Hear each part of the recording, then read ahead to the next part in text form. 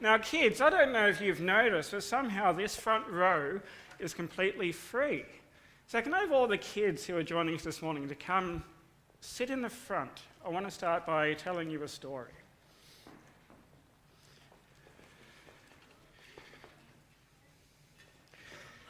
Because today we are going to, through looking at Daniel chapter 3, we are going to hear lots of stories about how great our God is. And this morning's story is about Daniel's 3 friends in the fiery furnace. But just as I had it in my heart, because in junior youth, we've been looking, in leading up to the takeover service, we've been looking at communion, haven't we? We've been looking at communion in the context of Passover. And those kids in junior youth can remember that morning that I brought what we call a cedar plate. And it had all the symbolic foods that were on that plate. And we had all sorts of yummy things like horseradish and bitter herbs and lettuce. And can you remember the egg? Can anyone remember that egg that I brought in? What did the egg symbolize? Can anyone tell me? It's got lots of symbolism. It represents new life. It represents the circle of life as it's round in shape, isn't it? But I remember I told you about this old Jewish saying, and it's true. I can't look at a hard-boiled egg the same way ever since I first came across this saying a few years ago. There's a Jewish saying that says the Jewish people are like an egg. The more you boil it, the harder it gets. And we heard about persecution this morning. And what that Jewish saying is, it's a reminder that in the face of persecution, as God's people, if you persevere in your faith in that time of persecution, your faith is going to get firmer and firmer. Now, this morning we're hearing about a few things. We're hearing about Daniel's 3 friends, but we're going to start our story by setting the scene of Nebuchadnezzar setting up this giant gold image. It's 30 metres high. It's taller than this ceiling. Can you imagine how big that is? That's a lot of gold, because it was made of gold. What do you think that image was? Pardon? Was it a statue of Nebuchadnezzar? Was it a statue of some other god? We don't know, it doesn't tell us. But you know what? It doesn't matter, because at the end of the day, it's what we call an idol. Can you tell me what an idol is? Grace? False god. Yeah, perfect. Any other thoughts? A statue that you worship? That's right. An idol is anything that we put in place of our worship of God. Yeah? Anything that it is our choice, anything that we put in the place of the worship of God. And we're going to hear this morning, there's lots of things that we can make as idols.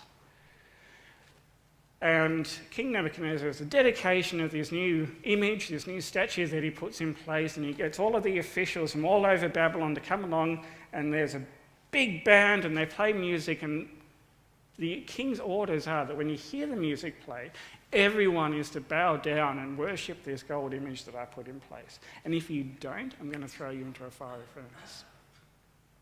So this big band plays, and the order goes out and everyone falls down to worship this gold statue. Now, big church, I want to talk about Nebuchadnezzar here for a moment.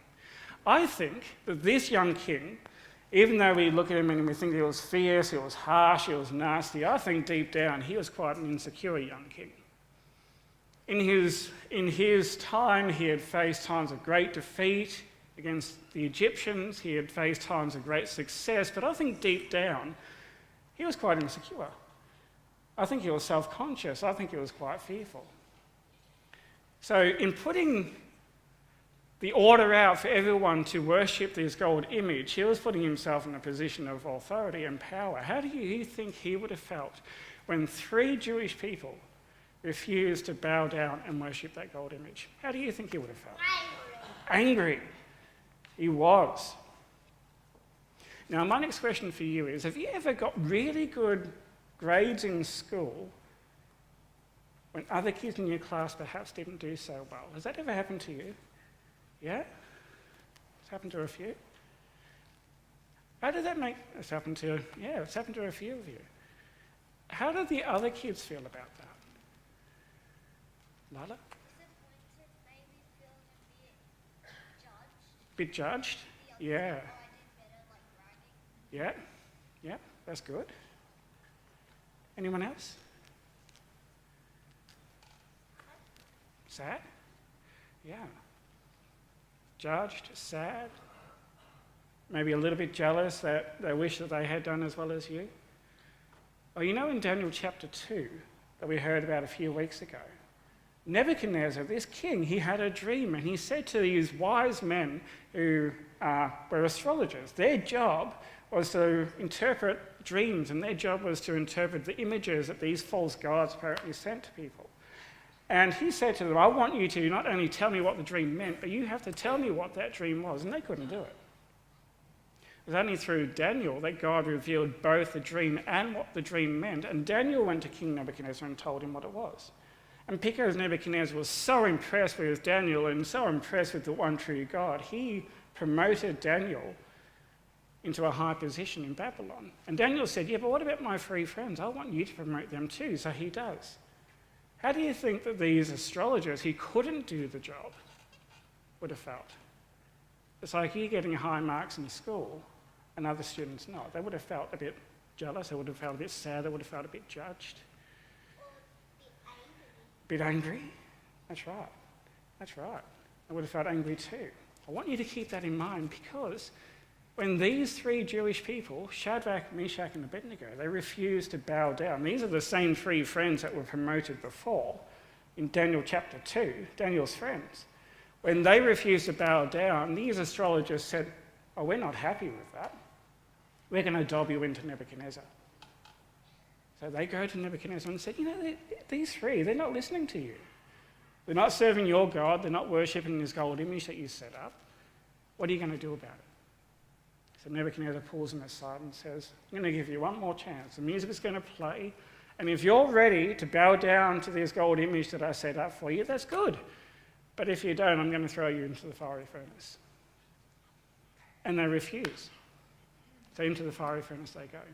They're bound up, they're tied up, and these strong soldiers, they put them into the fiery furnace. And Nebuchadnezzar is so angry that he orders the fiery furnace to be heated up 7 times hotter than it normally is.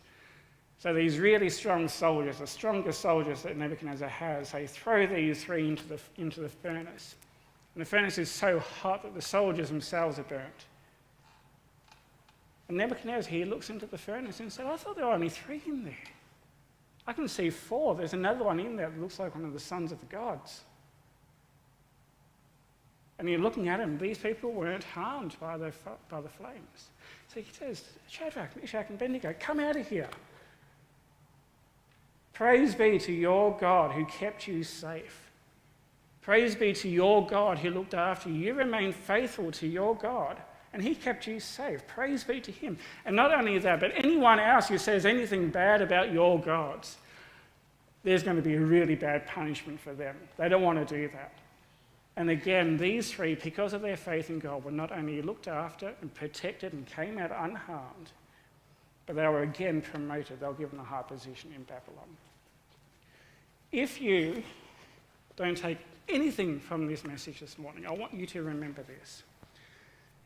No matter what looks like is happening, God is still in control.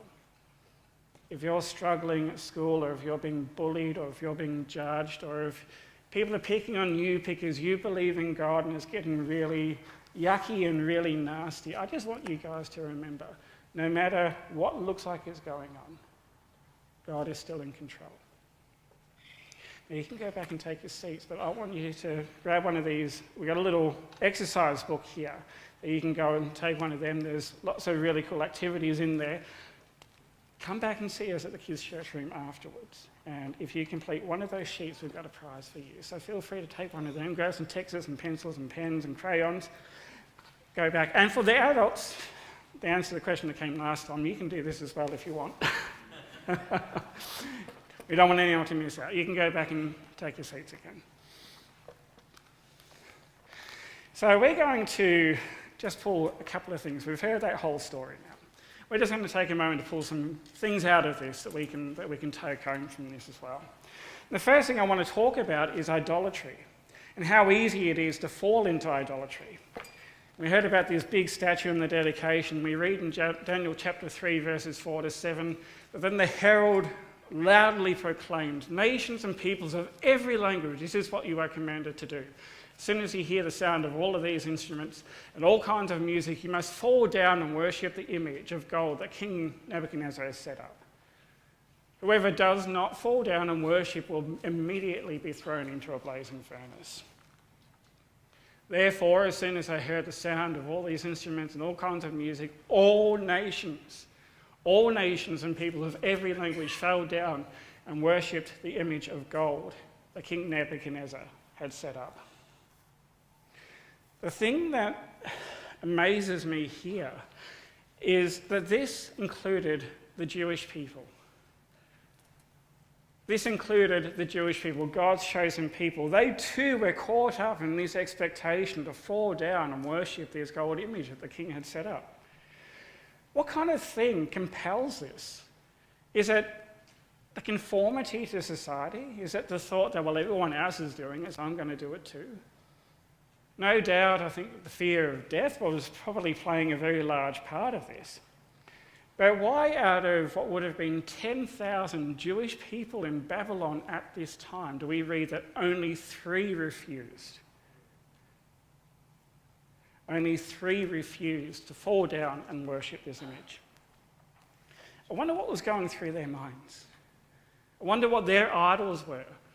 Was it their marriages or their relationships? Was it that they were doing really, really well in their jobs and they didn't want to lose it all now? Was it their social standing, that they didn't want to seem like the weird ones for not falling down and worshipping when this was meant to happen?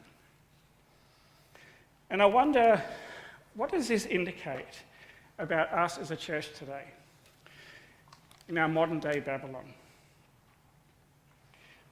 I think we need to start by considering what an idol is. And these kids did a fantastic job at laying that foundation for us.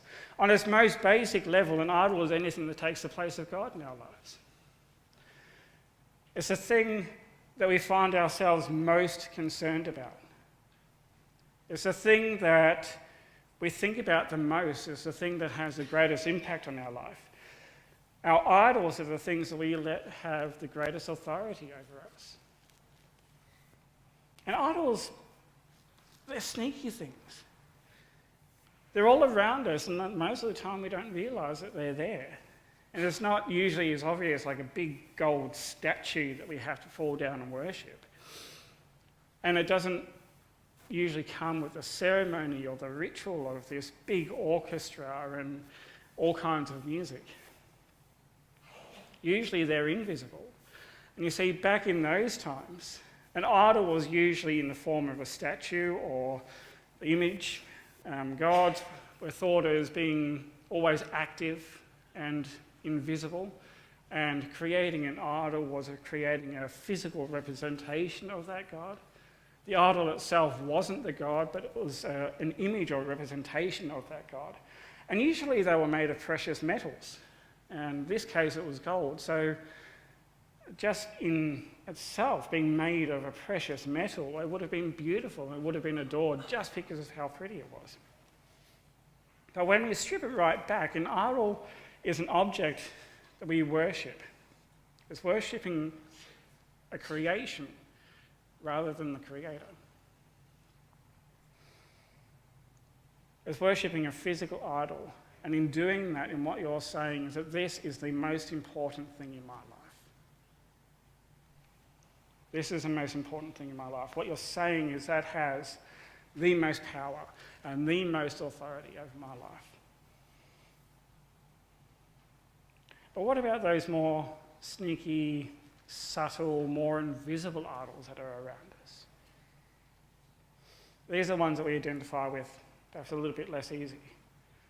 We know there's some big ones that can come in like alcohol or drugs. There's so many other things. What about our work? Our work can be an idol. Sport can be an idol. These are all things that can interfere with our worship of God. How many times do people attend sporting events as a spectator or a competitor, and they allow that to stop them entering that place of worship of God and serving God? Fear can be an idol. When we let it hold us back from serving or worshipping or proclaiming God. Relationships can be an idol. When we allow someone else's opinion or someone else's thoughts to have more weight in our lives than the opinions of God. Seeking knowledge can be an idol. Because when sometimes we seek more and more knowledge, we're having more confidence in our own knowledge and our own ability rather than the knowledge and the ability of God. Seeking power can be an idol, whether it be in our school, in our church, in our home.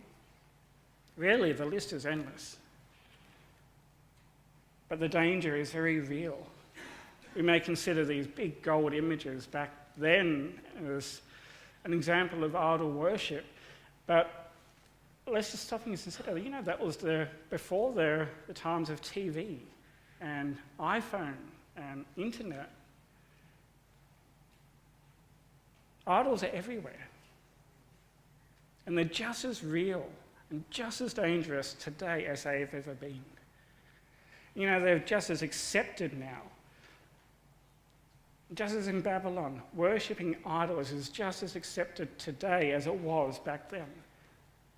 It just looks different. That's all. Now, when I was working as a chaplain in aged care, one of my tasks was to complete what we called spiritual assessments. And this was basically a set of questions that we went through with people, and keeping in mind this is aged care, so this is pretty much at the end of their life.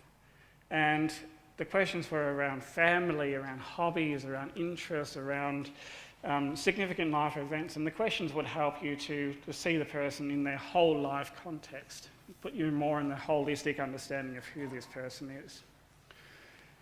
And there'll be questions about faith that would help you get a bit of an understanding of their faith and their relationship with God. And one of the final questions that was on this form, and I used to dread asking this question sometimes because the answers would be so disheartening and disappointing. And that was a question around ultimate meaning. Ultimate meaning is, and again in the aged care context, what is it that puts everything, gives everything meaning in life? What is it that you look back on 70, 80, 90 years of life and you can say that is what made it all meaningful? And often when you ask that question, especially to Christians, the answers come back: gardening, classical music, ballet, the arts, reading old books, looking after pets, looking after grandchildren, leaving a legacy for grandchildren, playing bingo twice a week, trying to steal lolly trolleys, or trying to steal chocolates at the lolly trolley as that came around on a Tuesday afternoon. I even had one old man, Bill, in his dementia. You'd ask him the question, what brings you ultimate meaning? And he said, that reminds me of a time when I nearly lost my pants doing a dance in France. But if we were to stop and ask ourselves honestly that question, what is it that brings ultimate meaning to your life? What is it that makes it all meaningful? What would your answer be?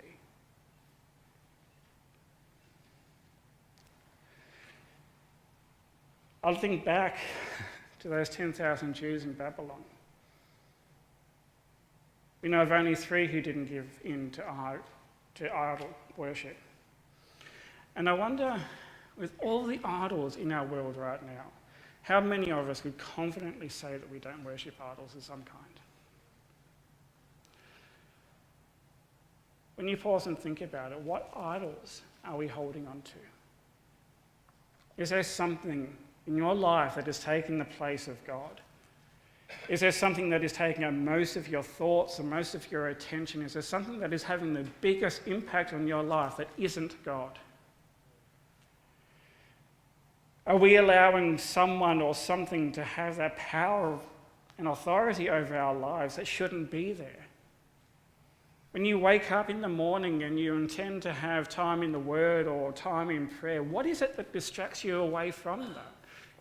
Checking news? Is it social media, Facebook? Is it YouTube?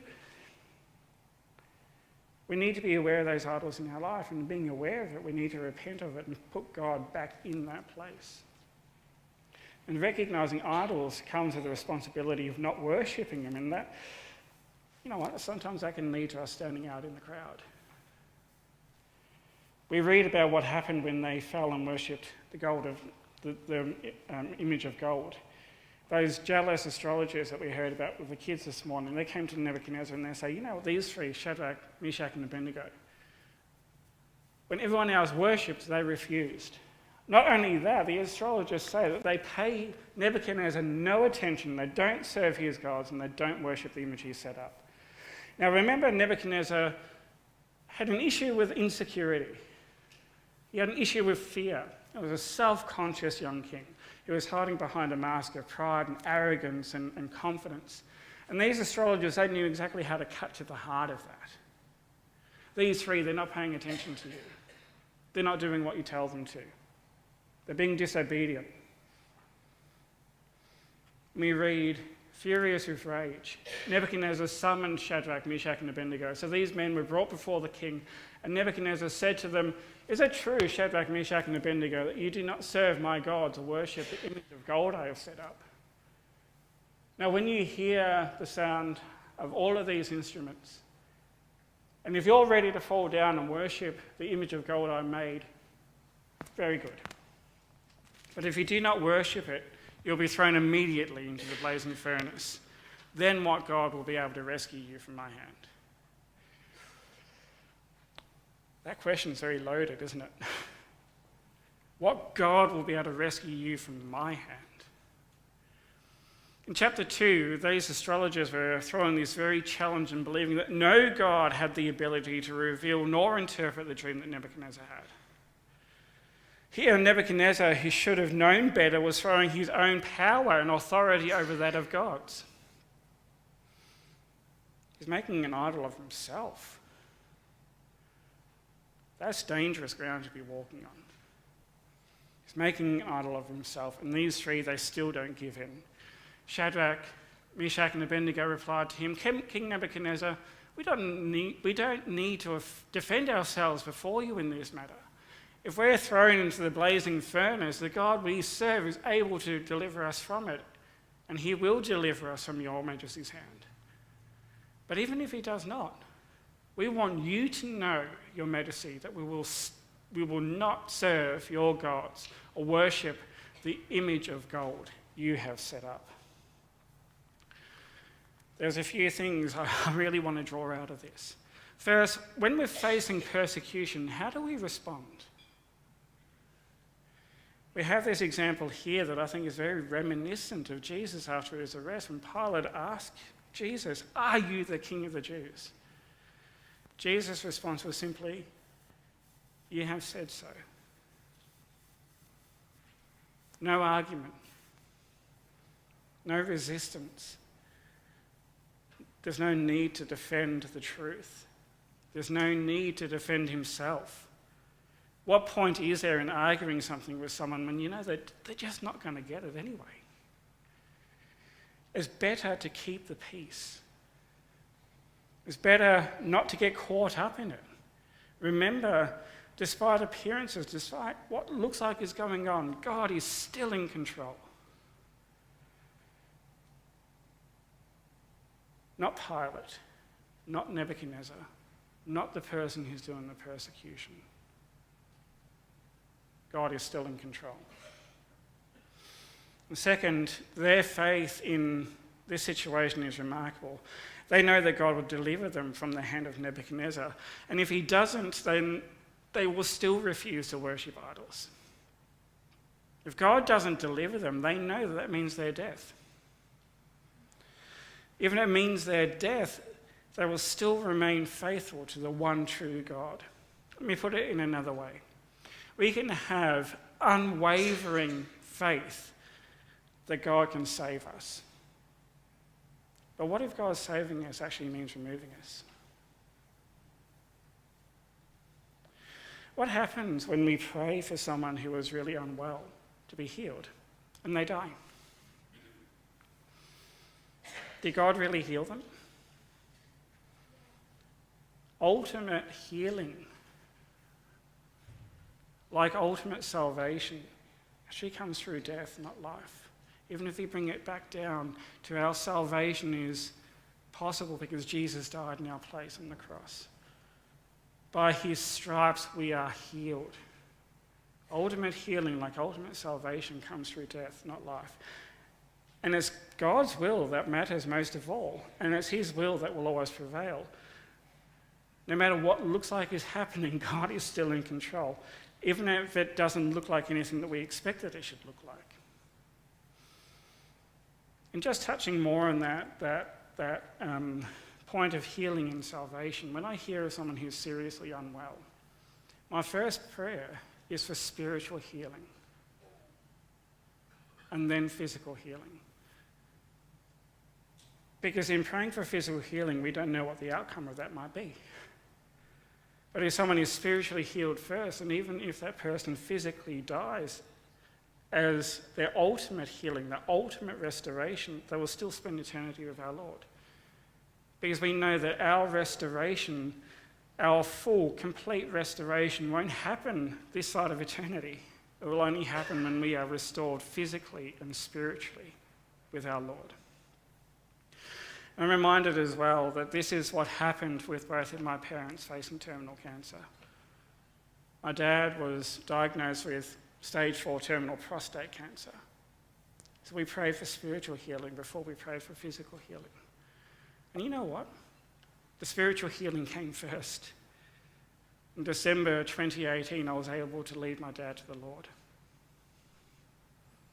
His physical restoration came when he was reunited with our Lord and Saviour. I remember the same for my mum. She was dealing with cancer at the same time. It was after my dad passed away that she came to the realisation that her cancer was terminal. So we prayed for spiritual healing for her. And I remember it was on my dad's birthday after he passed away, and my mum came up to see us in New South Wales. She wanted to spend that birthday with us, and she came to church. God delivered her a message that was undeniably, completely inspired by the Holy Spirit. She gave her life to the Lord. We prayed for physical healing. Her physical healing came with being reunited with our Lord and Saviour. Bringing it back to these three. As for these three, I'm reminded of Jesus' instructions when he was sending out the 12.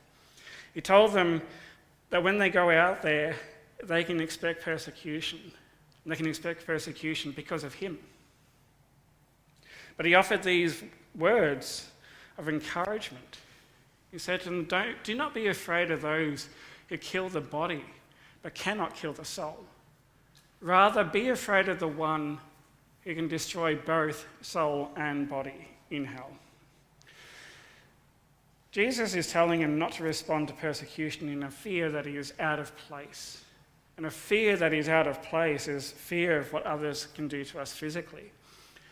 But people who are persecuting us only have the power to harm us physically, but they don't have the power or authority to harm us spiritually. If we are to have any fear in that space, it should be the appropriate fear of the one who can destroy both soul and body in hell. That's a fear of God that should override our fear of people or anyone else. In other words, remain faithful to God, even if that faithfulness could lead to our physical death. I'm also reminded of the words of Paul.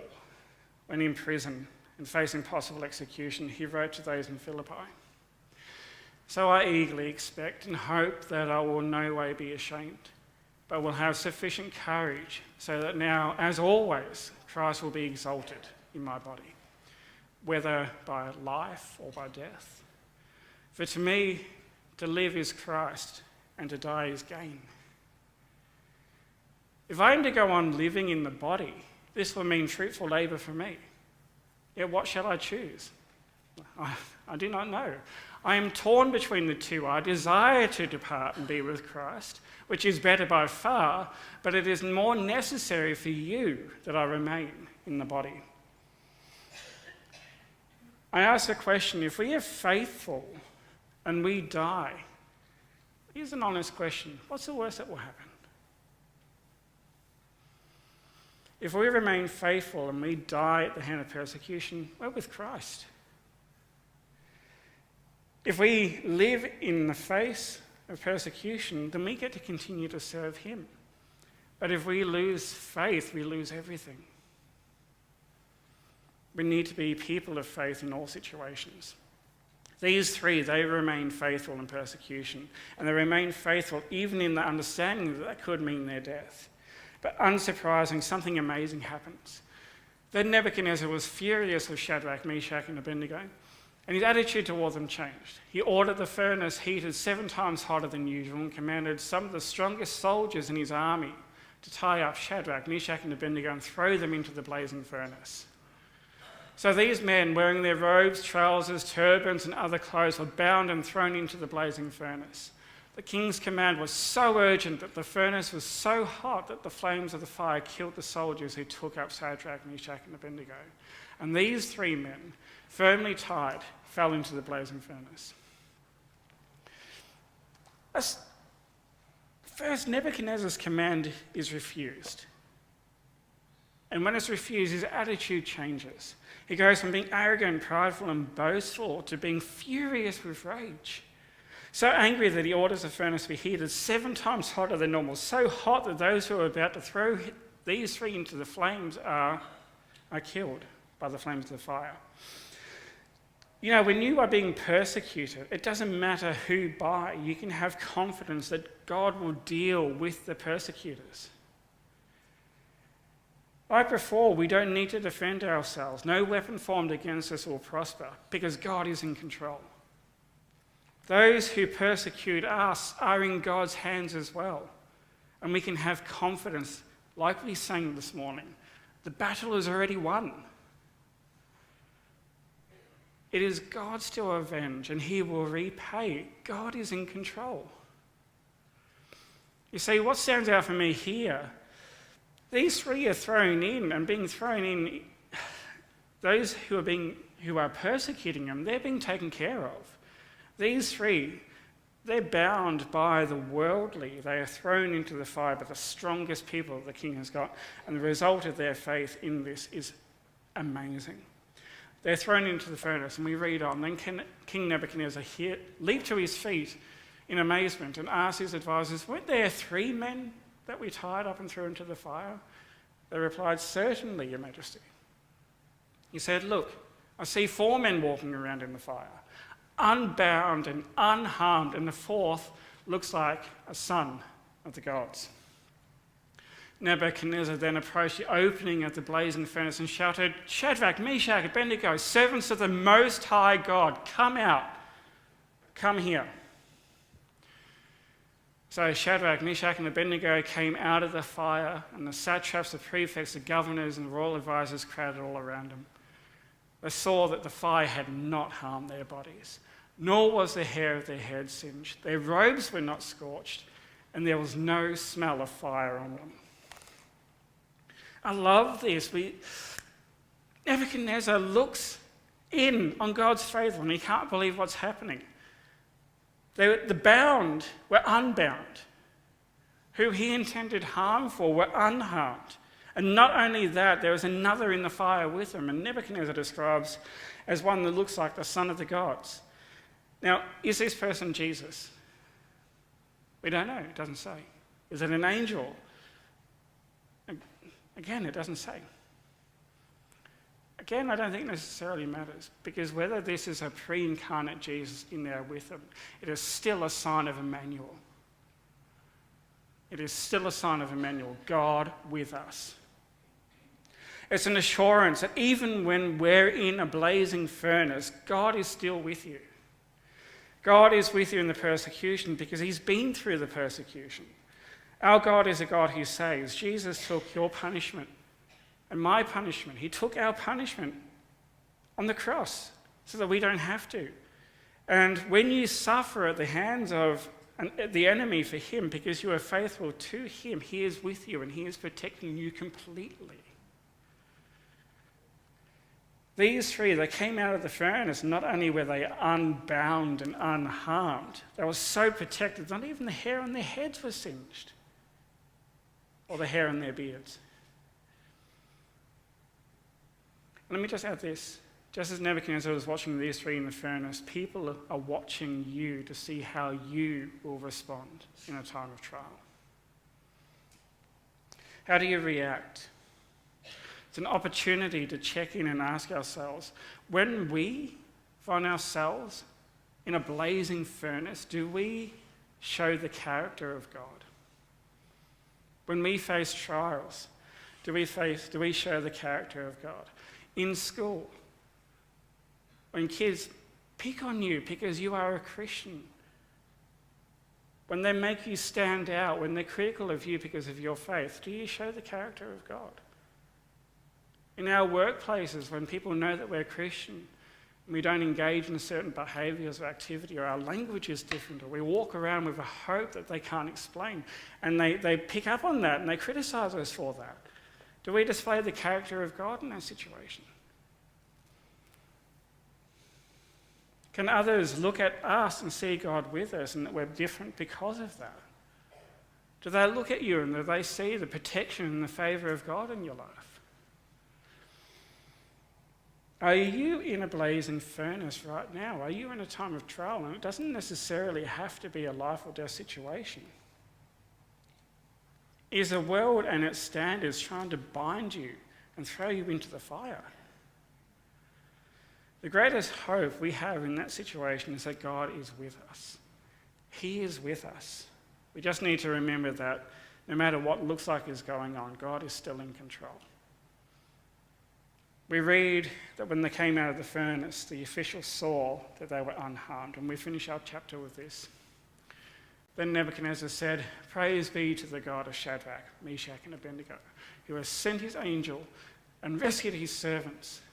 They trusted in him and defied the king's command and were willing to give up their lives rather than serve or worship any god except for their own. Therefore, I decree that the people of any nation or language or who say anything against the God of Shadrach, Meshach, and Abednego be cut into pieces and their houses turned into piles of rubble." And I love this. "For no other God can save in this way." God is glorified by the persecutor. They are willing to die for their faith, and their faith is recognised. I love this. Not only are they promoted again in the province, I left that part off. Then the king promoted Shadrach, Meshach, and Abednego in the province of Babylon. Not only are they promoted again in the province of Babylon, but the king issues a new decree. Anyone who speaks against the God of these people, the one true God, anyone who speaks against the one true God, they'll be cut into pieces and the houses reduced to rubble. That is the same punishment that was decreed in chapter 2 for those who couldn't reveal or interpret the dream of Nebuchadnezzar. That's a really severe punishment, how the tables have turned because of these faithful.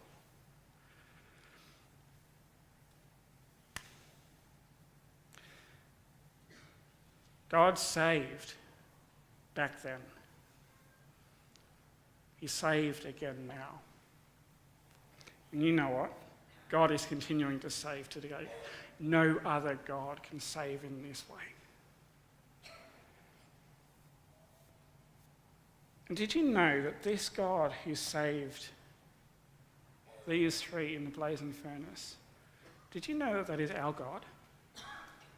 That's your God. That's the God that you have relationship with.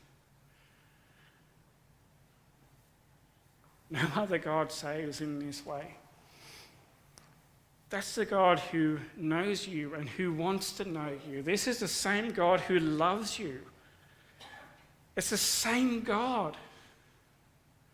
When we read about these miraculous events of salvation and protection and safety that God provided for these people in the Old Testament, that is the same God that you love. I just have it on my heart Some people need to be reminded of that here this morning. No other God can save in this way. No other God can save you but the one true God. Let's pray.